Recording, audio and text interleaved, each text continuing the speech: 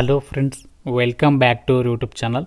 Friends, మనకి Indian postal department నుంచి దేశవ్యాప్తంగా పోస్ట్ ఆఫీసులలో ఖాళీగా ఉన్నటువంటి పోస్టల్ జీడీఎస్ గ్రామీణ డాక్ సేవకి సంబంధించినటువంటి ఉద్యోగాల భర్తీకి 10th క్లాస్ అర్హతతో 21,413 వేకెన్సీస్తో జాబ్ నోటిఫికేషన్ రిలీజ్ చేసినటువంటి విషయం మీకు అందరికీ కూడా తెలిసిందే. మన ఛానల్లో ఈ యొక్క జాబ్ నోటిఫికేషన్ రిలేటెడ్గా నోటిఫికేషన్ అప్లికేషన్ ప్రాసెస్ గురించి అన్ని వీడియోస్ అయితే అప్లోడ్ చేశాను. ఇంకా చూడని వారు ఇక్కడ మీకు పైన కార్డ్స్లో ఉంటాయి, అలాగే మన ఛానల్ వీడియోస్లో కూడా చెక్ చేసుకోవచ్చు. ఇప్పుడు ఈ వీడియోలో ఏంటంటే ఈ యొక్క పోస్టల్ జీడీఎస్ జాబ్స్కి సంబంధించి అప్లై చేసే క్యాండిడేట్స్ ఈ యొక్క వీడియోలో చెప్పేటువంటి సర్టిఫికేట్స్ కనుక లేకపోతే మాత్రం మీకు పోస్టల్ జీడీఎస్ జాబ్ అనేది రాదు. సో కాబట్టి చాలా ఇంపార్టెంట్ వీడియోని అసలు కూడా స్కిప్ చేయొద్దు, లాస్ట్ వరకు చూసేసి అన్ని డీటెయిల్స్ తెలుసుకొని అప్లికేషన్స్ అయితే పెట్టుకోండి. సో డీటెయిల్స్లోకి వెళ్ళే ముందు అందరికీ కూడా చిన్న రిక్వెస్ట్ ఏంటి అంటే వీడియోని లైక్ చేసి మీరు సపోర్ట్ చేసినట్లయితే ఇలాంటి మంచి మంచి కంటెంట్ అనేది మీ ముందుకైతే తీసుకొస్తాను. కాబట్టి చూస్తున్న ప్రతి ఒక్కరు వీడియోని లైక్ చేయండి. అట్లీస్ట్ ఈ వీడియోకి నేను 1000 లైక్స్ని అయితే ఎక్స్పెక్ట్ చేస్తున్నాను. కాబట్టి చూస్తున్న ప్రతి ఒక్కరు కూడా లైక్ చేయండి, వీడియోని ఫ్రెండ్స్కి కూడా షేర్ చేయండి, ఛానల్ని సబ్స్క్రైబ్ చేసుకోండి. మన ఛానల్కి సంబంధించి ఆర్కే లాజిక్స్ యాప్ కూడా డౌన్లోడ్ చేసుకోండి. అందులో మీకు అన్ని రకాల కాంపిటేటివ్ ఎగ్జామ్స్కి సంబంధించి కోర్సెస్ ఉన్నాయి. యాప్ లింక్ అనేది మీకు డిస్క్రిప్షన్లో కామెంట్ సెక్షన్లో ఉంటుంది, ఒకసారి చెక్ చేయండి.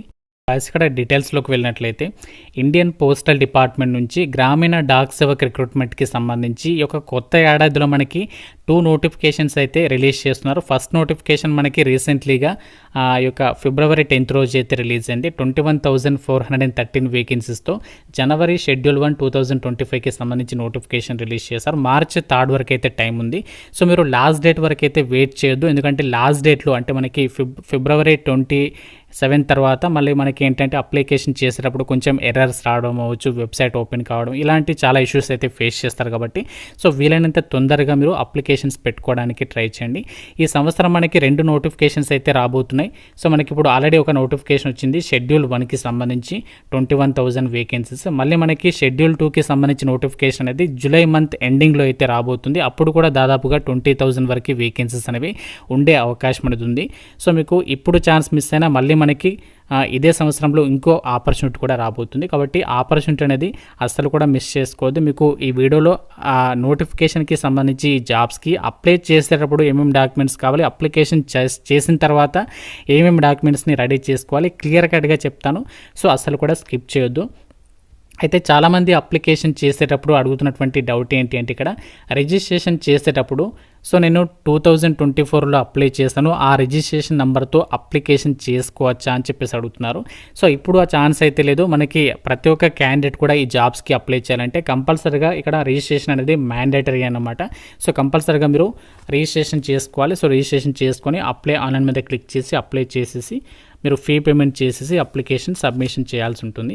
అయితే ఈ యొక్క జాబ్స్కి సంబంధించి ఈ జీడీఎస్ రిక్రూట్మెంట్కి సంబంధించి అప్లై చేయడానికి కావాల్సినటువంటి డాక్యుమెంట్స్ ఏంటి అంటే మనకి అప్లై చేసేటప్పుడు ఏమేమి డాక్యుమెంట్స్ని అప్లోడ్ చేస్తామంటే ఫోటోగ్రాఫ్ అండ్ అలాగే సిగ్నేచర్ డాక్యుమెంట్స్, ఈ 2 డాక్యుమెంట్స్ని మాత్రం మనము స్కాన్ చేసి అప్లోడ్ అయితే చేస్తాము. సో మిగతా డీటెయిల్స్ అంటే ఏంటి అంటే మిగతా డీటెయిల్స్ అన్నీ కూడా మనము ఫిల్ చేస్తాం అంతే. ఇక్కడ మనము క్యాస్ట్ సర్టిఫికేట్ కానీ మిగతా 10th మెమో కానీ ఇక్కడ మనము ఏమీ కూడా అప్లోడ్ చేయాల్సినటువంటి పని లేదు. అవి మనము జస్ట్ పక్కన పెట్టుకొని డీటెయిల్స్ అనేవి ఎంట్రీ చేస్తాము.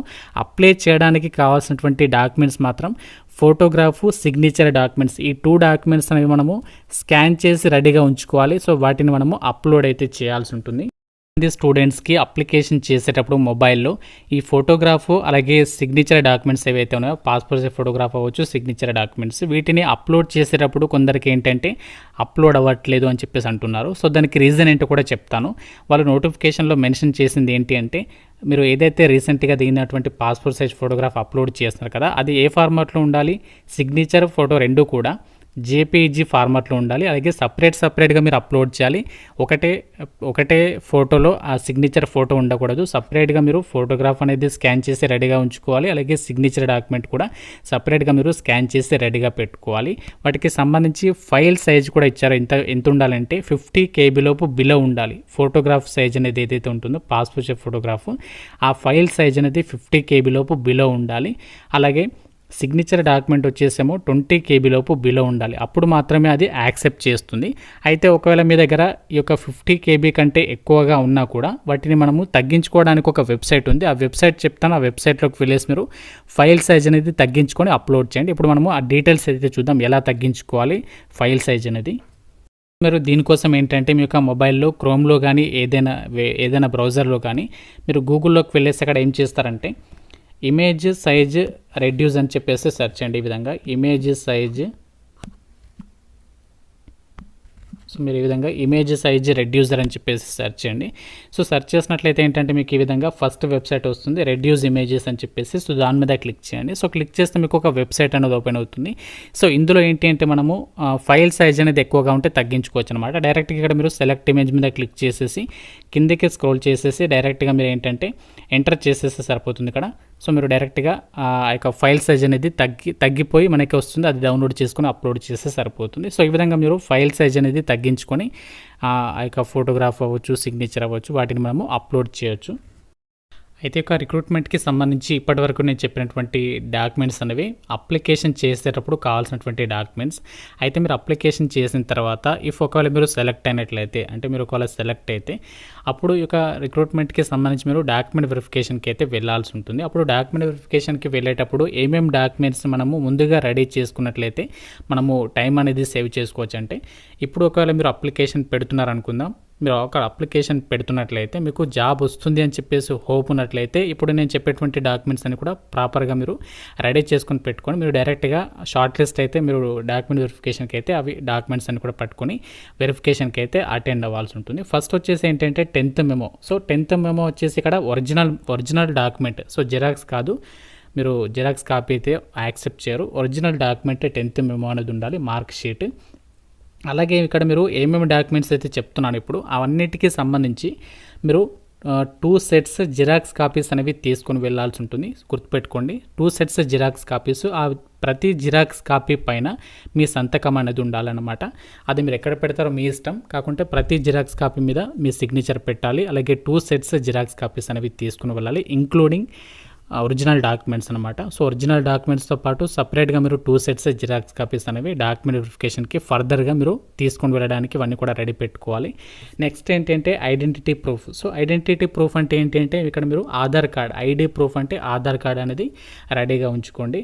సో ఆధార్ కార్డులో అప్డేట్ ఏమైనా చేసుకోవాలనుకుంటే, చేంజెస్ ఏమైనా చేసుకోవాలనుకుంటే ఇప్పుడే చేసేసుకోండి. Next caste certificate. సో ఇక్కడ చాలామందికి డౌట్ ఉంది, క్యాస్ట్ సర్టిఫికేట్ అనేది ఎవరెవరు తీసుకోవాలి. క్యాస్ట్ సర్టిఫికేట్ అంటే ఎవరైతే ఓబీసీ అంటే బీసీ క్యాండిడేట్స్ ఎవరైతే ఉన్నారో బీసీ క్యాండిడేట్స్ అందరూ కూడా ఓబీసీ సర్టిఫికేట్ అనేది తీసుకోవాలి. అలాగే ఒకవేళ మీరు ఫిజికల్లీ హ్యాండిక్యాప్డ్ వాళ్ళైతే, అంటే మీరు ఫిజికల్లీ హ్యాండిక్యాప్డ్ పర్సన్ అయితే పీడబ్ల్యూడీ సర్టిఫికేట్ అనేది తీసుకోవాలి. అలాగే మీరు ఓసీ క్యాండిడేట్ అయి ఈడబ్ల్యూఎస్ అభ్యర్థి అయితే ఈడబ్ల్యూఎస్ సర్టిఫికేట్ అనేది తీసుకోవాలి. ఒకవేళ మీరు ట్రాన్స్జెండర్ అయితే transgender certificate. Date of birth ప్రూఫ్కి సంబంధించి 10th మెమో సరిపోతుంది. అలాగే ఇక్కడ చాలా ఇంపార్టెంట్, చాలామందికి తెలియదు ఈ యొక్క మెడికల్ సర్టిఫికేట్ గురించి. సో మెడికల్ సర్టిఫికేట్ కూడా మీరు కంపల్సరీగా అయితే తీసుకోవాలి. సో మెడికల్ సర్టిఫికేట్ ఎందుకు అంటే మీరు ఫిజికల్లీ ఫిట్గా ఉన్నారు అని చెప్పేసి చూపించడానికి మెడికల్ సర్టిఫికేట్ అనేది తీసుకోవాల్సి ఉంటుంది. ఈ యొక్క మెడికల్ సర్టిఫికేట్ అనేది మనము ఎలా పొందాలి అంటే మీ దగ్గరలో ఉన్నటువంటి ఏదైనా గవర్నమెంట్ హాస్పిటల్లో, అంటే మీ యొక్క ఏరియాలో ఉన్నటువంటి ఏదైనా గవర్నమెంట్ హాస్పిటల్ ఉంటుంది కదా, అది ప్రాథమిక ఆరోగ్య కేంద్రం అని చెప్పేసి పిలుస్తుంటాం నార్మల్గా. సో ప్రాథమిక ఆరోగ్య కేంద్రం కానీ గవర్నమెంట్ హాస్పిటల్కి వెళ్ళి కానీ అక్కడ మీరు మెడికల్ ఆఫీసర్ ఉంటారు, ఆ మెడికల్ ఆఫీసర్ని సంప్రదిస్తే ఈ మెడికల్ సర్టిఫికేట్ అనేది ఎలా తీసుకోవాలో వాళ్ళే చెప్తారు. సో మనకి పెద్ద ప్రాసెస్ అనేది ఏముండదు, చాలా సింపుల్గానే ఉంటుంది.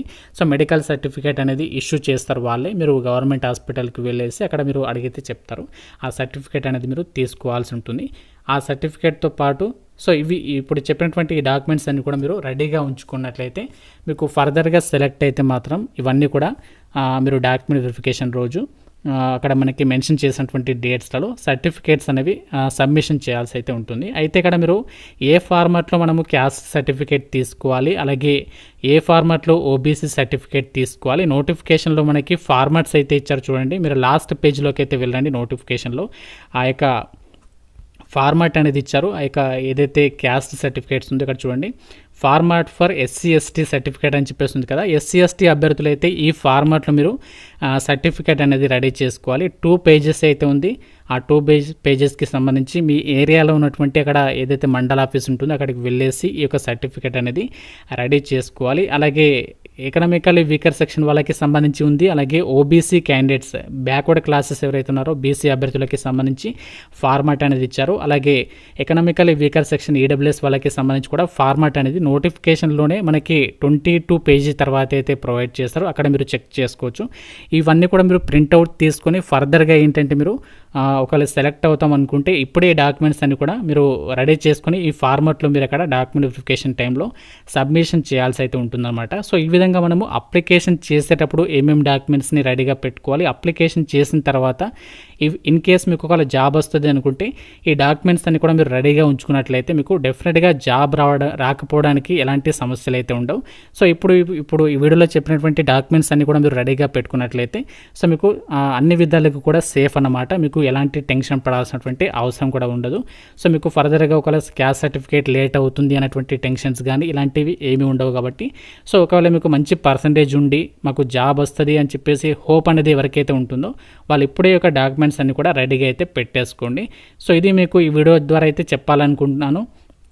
సో మీకు 100% హెల్ప్ అయితే అవుతుంది అనుకుంటున్నాను ఈ యొక్క వీడియో అనేది. కాబట్టి డెఫినెట్గా వీడియోని లైక్ చేసి మీ ఫ్రెండ్స్ కూడా షేర్ చేయండి.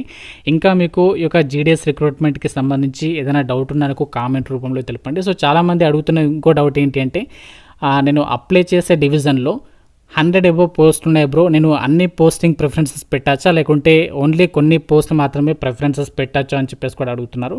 మీరు అందులో ఏ డివిజన్ అయితే సెలెక్ట్ చేస్తారో ఆ డివిజన్లో పర్టికులర్గా మనకి ఎన్ని వేకెన్సీస్ ఉంటాయి. ఇఫ్ కేసు ఒకవేళ అందులో 50 పోస్టులు మాత్రమే ఉన్నాయనుకుందాం. ఒకవేళ 50 పోస్టులు ఉంటే 50 పోస్టులు అన్నింటికి కూడా మీరు ప్రిఫరెన్సెస్ నెంబర్స్ అనేవి ఇవ్వచ్చు అనమాట. సో ఎన్ని పెట్టాలనుకుంటే అన్ని పెట్టవచ్చు, అది మీ ఇష్టం అనమాట. సో దానికి సంబంధించి ఎక్స్ట్రా ఛార్జెస్ కానీ అలాంటివి ఏమీ కూడా ఉండవు కాబట్టి సో డెఫినెట్గా అందరూ కూడా అన్ని ఆప్షన్స్ అన్ని ప్రిఫరెన్సెస్ పెట్టడానికి అయితే ట్రై చేయండి. సో ఇది మనకి ఒక అప్డేట్, ఈ యొక్క ఇన్ఫర్మేషన్ అనేది మీకు చెప్పడానికి ఒక వీడియో అయితే చేస్తాను. సో ఇంకా మీకు ఏమైనా డౌట్ ఉన్నా నాకు కామెంట్ రూపంలో అడగండి. ఇన్ఫర్మేషన్ నచ్చింది కాబట్టి తప్పనిసరిగా లైక్ చేయండి, ఛానల్ని సబ్స్క్రైబ్ చేసుకోండి. Thank you so much guys.